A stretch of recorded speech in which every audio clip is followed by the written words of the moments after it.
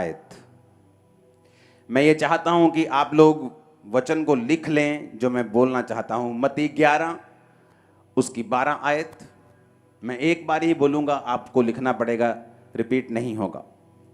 मत्ती 11 उसकी 12 आयत, मरकुस 5 उसकी 6 आयत,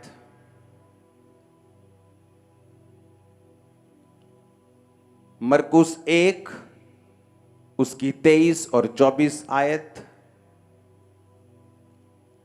दूसरा कुरंथियों 10 उसकी 4 आयत, मरकुस 1 उसकी 15 आयत,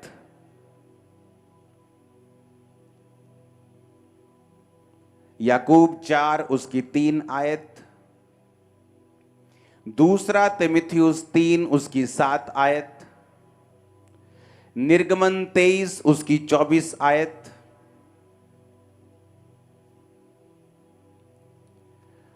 उत्पत्ति 19 उसकी 26 आयत। और ये सारी आयतें जो मैं बोल रहा हूं, इसका एक पोस्टर बना के इसको भी वचन के साथ डाल दो। निर्गमन 23 उसकी 13 आयत, पहला यूहन्ना 1 उसकी 9 आयत। आपको ये बात समझनी है कि ये डिलीवरेंस वीक्स हैं, तो इसमें खूब भर भर के टीचिंग और खूब भर भर के ले हैंड होने वाला है। तो प्रिपेयर करके आना अपने आप को टाइम के लिए, लॉन्ग टाइम बैठने के लिए, लिखने के लिए, समझने के लिए। पहला यूहन्ना 1 उसकी 9 हो गया। भजन संहिता 51 उसकी 3 आयत, उत्पत्ति 1 उसकी 1 से 8 आयत, लूका 10 उसकी 17 से 19 आयत, उत्पत्ति की 1 उसकी 1 से 8, लूका 10 उसकी 17 से 19, मरकुस 5 उसकी 1 से 7, यशाया 14 उसकी 12 से 15 आयत। यशाया 14 उसकी 12 से 15 में लिखा है, भोर के चमकने वाले तारे, तू कैसे आकाश से गिर पड़ा है। तू जो जाति जाति को हरा देता था, अब कैसे काट कर भूमि पर गिराया गया है। तो मन में कहता तो था, मैं स्वर्ग पर चढ़ूंगा, मैं अपने सिंहासन को ईश्वर के तारागण से भी अधिक ऊंचा करूंगा और उत्तर दिशा की छोर पर सभा के पर्वत पर विराजूंगा। मैं मेघों से भी ऊंचे ऊंचे स्थानों के ऊपर चढ़ूंगा, मैं परम प्रधान परमेश्वर के तुल्य हो जाऊंगा। यहां पर शैतान के बारे में जिक्र है कि वो कैसे भूमि पर गिराया गया, क्योंकि बाइबल कहती है कि शैतान जो है वो परमेश्वर ने उसे बनाया था स्वर्गदूत के रूप में, और वो वर्शिपर था और वर्शिप करता था। और बाइबल कहती है उसके मन में आया कि मैं परमेश्वर से भी बड़ा सिंहासन बनाऊंगा। वो परमेश्वर का विरोधी हो गया। अगर परमेश्वर ने 100 करोड़ स्वर्गदूत बनाए थे, तो बाइबल कहती है 1/3 यानी 33 करोड़ स्वर्गदूत जो थे वो शैतान के पीछे लग गए और सारे के सारे गिरा दिए गए। इस शैतान का जिक्र परमेश्वर ने भी किया। लूका 10 उसकी 17 से 19 आयत में लिखा, जब वो 70 चेले आनंद करते हुए यीशु मसीह के पास लौटे और कहने लगे, हे प्रभु, तेरे नाम से दुष्ट आत्माएं भी हमारे वश में हैं। जब हम बोलते हैं निकल, तो वो निकलती हैं। जाने के लिए बोलते हैं वो जाती हैं। बोलने के लिए बोलते हैं बोलती हैं। चुप रहने के लिए बोलते हैं चुप रहती हैं।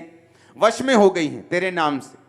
उसने कहा, मैं शैतान को बिजली के समान स्वर्ग से गिरा हुआ देख रहा था। तो परमेश्वर ने भी इस वचन पे मोहर लगाई, प्रभु यीशु मसीह ने, कि शैतान बिजली की तरह स्वर्ग से गिरा दिया गया था। किस जगह के ऊपर? इसी भूमि के ऊपर जहां आप बैठे हैं। कब गिराया गया था? मनुष्य की उत्पत्ति से पहले गिराया गया कि मनुष्य के बनने के बाद गिराया गया? ये हम पढ़ते हैं आज बाइबल में। जब हम पढ़ते हैं उत्पत्ति 1 उसकी 1 से 8 आयत को, उसको हम इंग्लिश में भी पढ़ेंगे साथ साथ में। In the beginning God created the heaven and the earth. आदि में परमेश्वर ने आकाश और पृथ्वी की सृष्टि की। बोलो सृष्टि की। 7 आयत सीधी पढ़ेंगे अभी।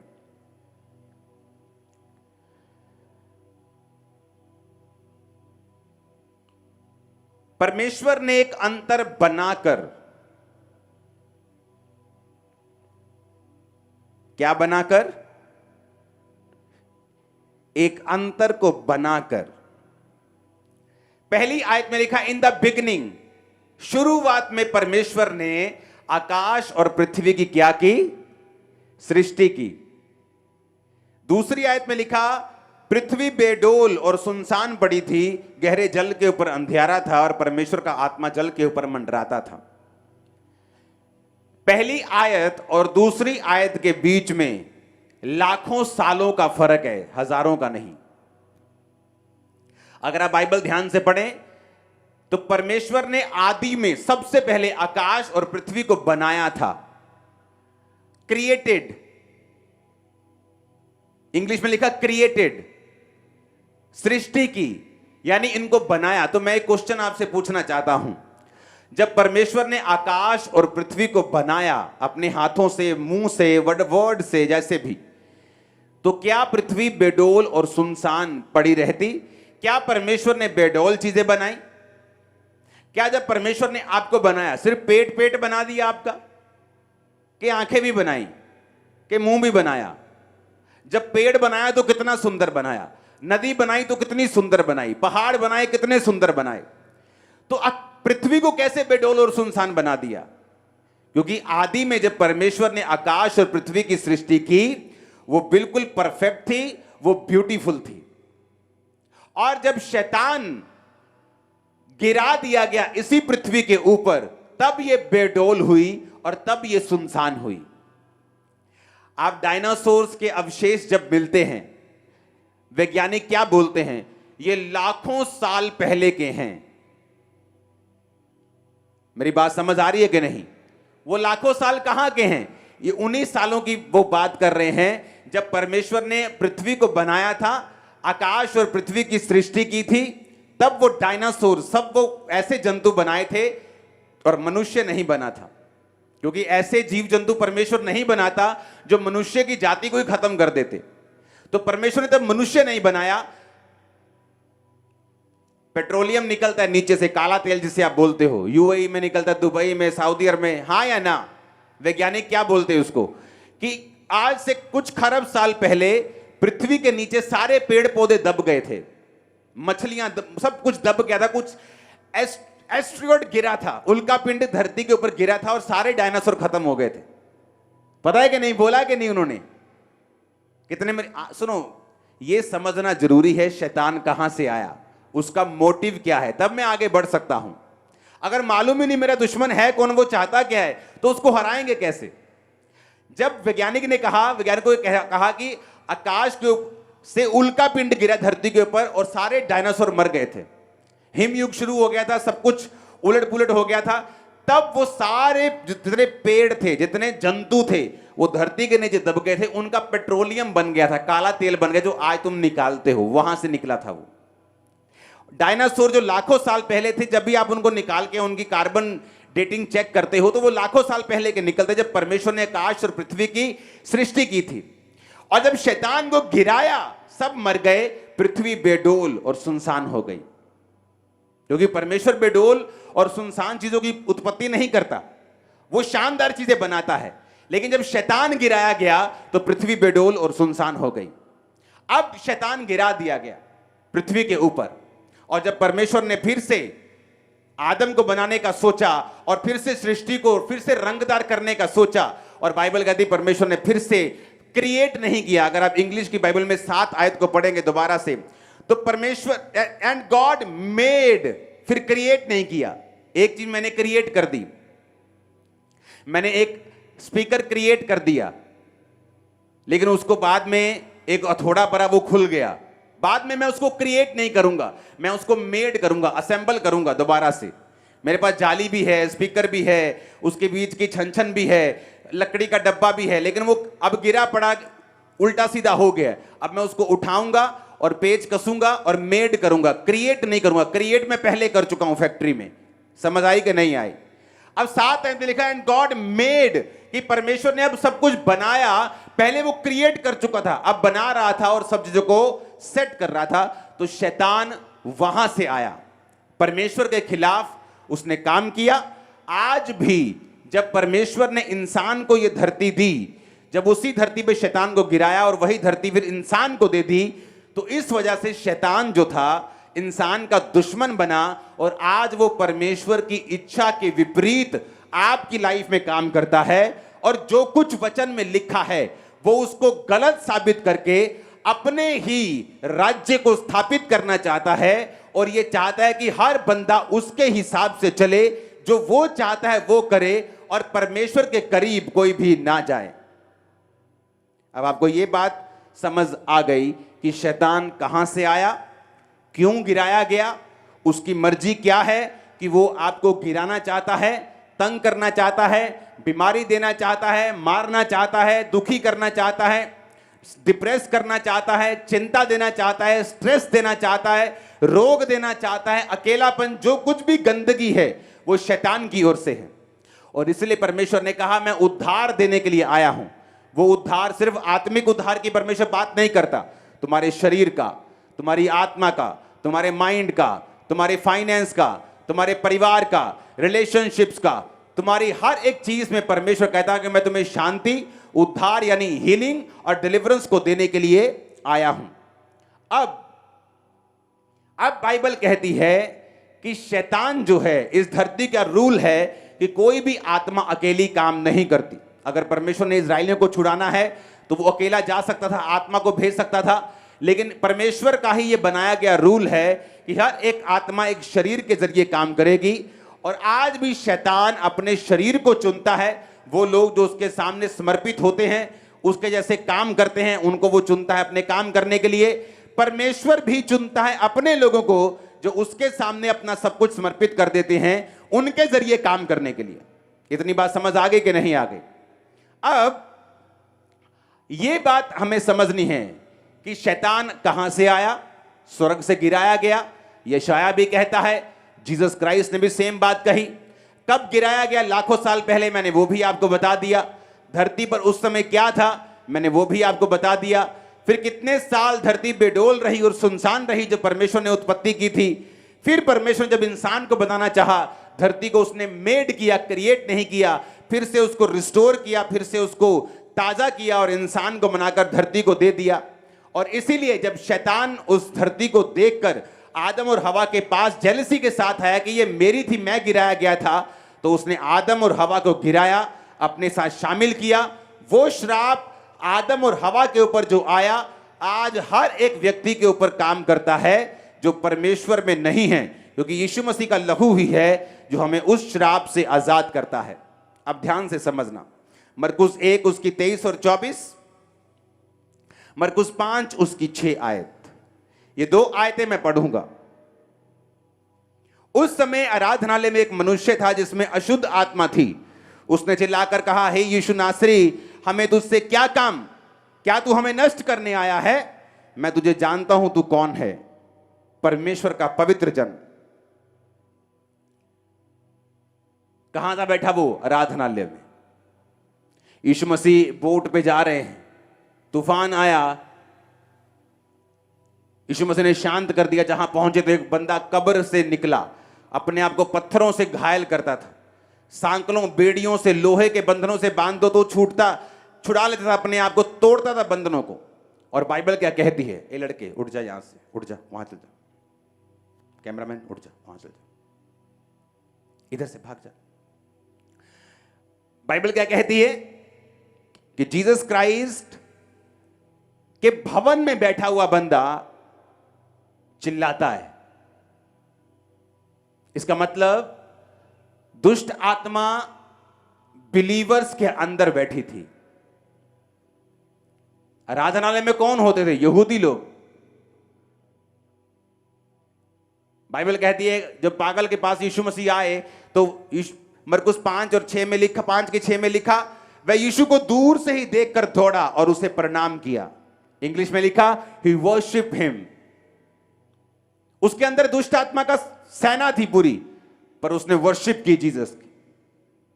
आज बिलीवर्स जो वर्शिप करते हैं कई, लेकिन फिर भी दुष्ट आत्मा से ग्रसित हैं। आराधनालय में बैठे हैं, चर्च में बैठे हैं, लेकिन फिर भी दुष्ट आत्माओं से ग्रसित हैं। क्या परमेश्वर चाहता है? नहीं।